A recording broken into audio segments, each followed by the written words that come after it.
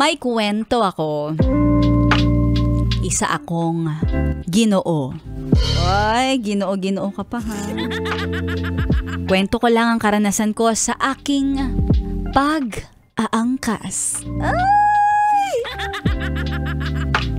May motor ako. Oo nga meron kang inaangkas eh. At meron akong kapitbahay na babae na isang araw ay lumapit sa akin. Magre-rent daw siya sa aking pag-aangkas. Nagre-rent siya sa isang boarding house, kaya bago siya sa paningin ko.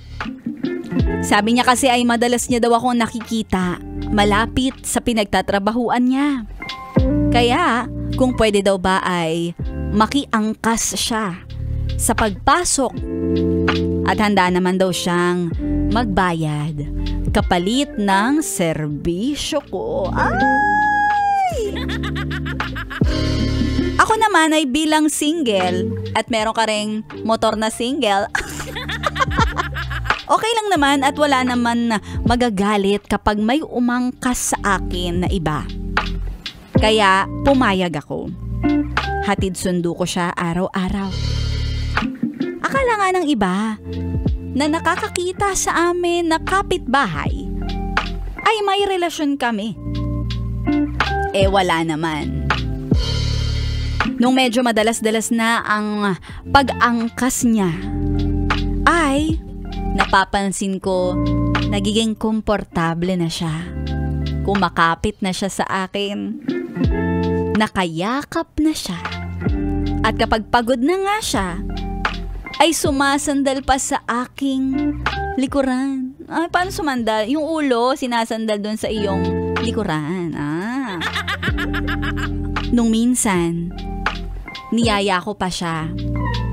Sabi ko, tara, Tagaytay. Long ride. Wala lang, magpalamig lang tayo. Para lang sumutsot at humigop ng bulalo. Ang dami na nga naming bonding. Pero wala kaming label. Malinaw naman sa akin na taga-sundot hatid niya lang ako sa kanyang trabaho. Nabanggit niya kasi na may boyfriend siya.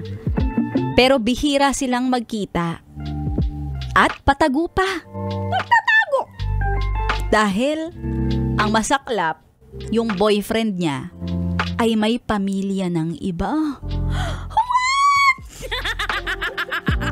At kapag nandyan yung boyfriend niya, kasama niya, doon na siya nakikiangkas. Pero pag yung boyfriend niya ay wala, ako naman ang sinasakyan niya. Gusto kong magselos.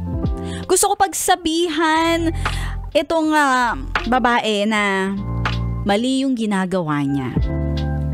Pero sino ba ako sa buhay niya kundi isang hamak na driver lang.